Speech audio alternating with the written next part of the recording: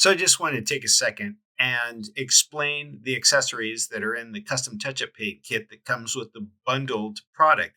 I don't want you to be concerned or maybe even freak out about all the components because you won't necessarily use all of them every single time. They all have a specific time and place, and I've got videos to cover everything. The one solvent in the clear is a pre-cleaner. You'll use that every time to clean your area before applying touch-up paint.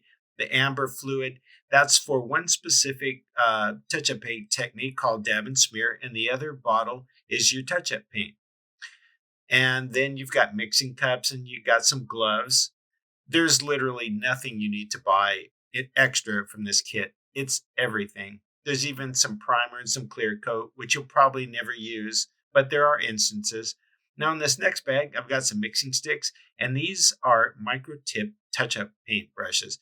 They're throwaway one time, but they're unbelievable for little tiny chips on your doors or rock chips. Now, this next accessory is a syringe. It has a very specific application. You may or may never use it.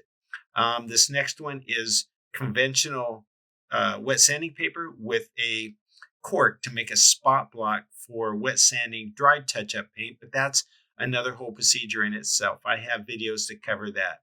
Now, this last item is a touch-up.